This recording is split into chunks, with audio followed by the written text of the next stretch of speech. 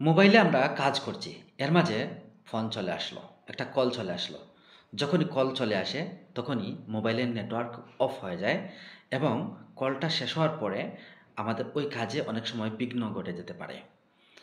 তো এই কলটা অফ হয়ে যায় আমাদের একটা সেটিংস অফ না থাকার কারণে। আমি আজকে আপনাদেরকে এই সেটিংসটা দেখিয়ে দিব, যাতে করে আপনারা এই সেটিংস অন করে রাখলে পরবর্তী সময়ে আপনারা যখনই মোবাইলে কাজ করতেছেন, অনেক গুরুত্বপূর্ণ কাজ করতেছেন, এর মাঝে যদি যতই কল আসুক না কেন, আপনাদের নেটওয়ার্ক আর অফ হবে না। তো এই বিষয়টা আমরা ডিসপ্লেতে দেখাবো। চলুন তাহলে আমরা স্ক্রিনে চলে যাই। আপনারা দেখতে পাচ্ছেন আমি চলে আসলাম আমার মোবাইলের স্ক্রিনে এবং সেখান থেকে আমরা যাব প্রথমে সেটিংস অপশনে। প্রত্যেকের মোবাইলেই সেটিংস অপশন কোথায় আছে দেখে নেবেন এবং সেটিংস অপশনে চলে যাবেন। যখন আমরা সেটিংস অপশনের উপরে ক্লিক করলাম, আপনি এখান থেকে দেখতে পারবেন এখানে আমার কয়েকটা অপশন আছে। আপনার আরও কিছু অপশন থাকতে পারে। তো আমার এখানে মোবাইল নেটওয়ার্ক বলতে একটা অপশন আছে। আপনি এই মোবাইল নেটওয়ার্কটা আপনার কোথায় আছে সেটা খুঁজে বের করে একবার ক্লিক করবেন। যখন আপনি একবার ক্লিক করবেন, তখন আপনি এখানে দেখতে পারবেন যে মোবাইল নেটওয়ার্ক বা মোবাইল নেটওয়ার্কে যখন আসলাম, তখন আমার দুইটা নেটওয়ার্ক আছে। একটা হচ্ছে গ্রামীণ এবং আরেকটা হচ্ছে রবি। তো আপনার যেটাই থাকুক, অপারেটর যাই থাকুক, আপনার এয়ারটেল থাকতে পারে, বাংলালিংক থাকতে পারে, অথবা অন্য কিছু। তো যাই থাকুক না কেন সেটার উপরে ক্লিক করবেন। তো আমি আসলে মূলত আমি রবি নেটওয়ার্কটা ইউজ করি। তো আমার রবি নেটওয়ার্কের উপরে ধরুন আমি ক্লিক করলাম। যখন রবি নেটওয়ার্কের উপরে ক্লিক করলাম, তখন আপনি দেখতে পারবেন এখানে কয়েকটা অপশন আপনি পাবেন। এর মাঝে একটা হচ্ছে অ্যাক্সেস পয়েন্ট নেম, অথবা আমি যেভাবে অ্যাক্সেস পয়েন্ট নেমে উপরে আসলাম, আপনার মোবাইলে বা আপনার ডিভাইসে অ্যাক্সেস পয়েন্ট নেম অন্য কোথাও থাকতে পারে। তো আপনার কাজ হবে অ্যাক্সেস পয়েন্ট নেমটা খুঁজে বের করা। যেভাবেই হোক আপনি এই জায়গায় যাবেন, অ্যাক্সেস পয়েন্ট নেমের উপরে আপনি ক্লিক করবেন।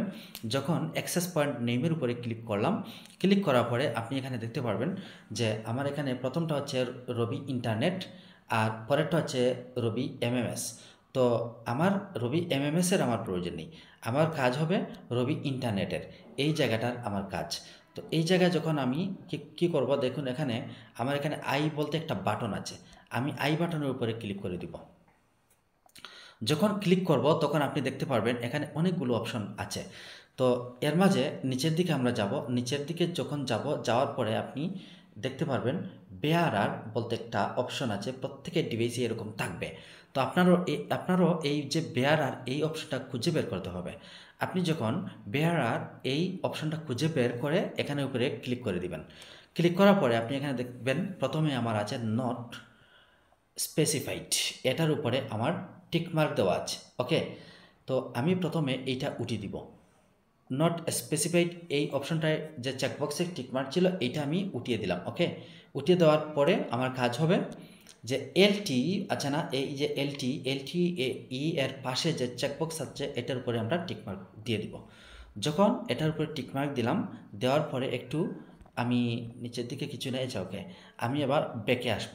ব্যাকে আসার পরে আমি এখানে কি করব, দেখুন এখানে আমার বেয়ারারে আগে ছিল নট স্পেসিফাইড ছিল, এখন এলটিএ আছে। এবং এবার আমি উপরে থাকা যে ডান বাটন, এমন অবস্থায় আমি উপরে থাকা ডান বাটনের উপরে ক্লিক করে দিব। যখন ডান বাটনের উপরে ক্লিক করব, তখন সেভ বলতে একটা কথা আছে। আমরা এখানে এই যে সেভ বাটনটা আছে, এই সেভ বাটনটার উপরে ক্লিক করে দিব। ওকে, তো এবার আমার কাজ হবে আমি সেভ বাটনের উপরে ক্লিক করা। আমি সেভ বাটনের উপরে ক্লিক করলাম, আমার এটা সেভ হয়ে গেছে। আপনারা এটা এই জায়গায় না থেকে এই থ্রি ডটেও আপনি সেভ বাটন বা অপশনটা পাইতে পারেন। যদি না থাকে এখানে, তাহলে আপনি এই থ্রি ডটে যাওয়ার পরে আপনি এখানে সেভ অপশনটা আপনি পেয়ে যাবেন এবং এখান থেকেও আপনি সেভ করে নিলে চলবে।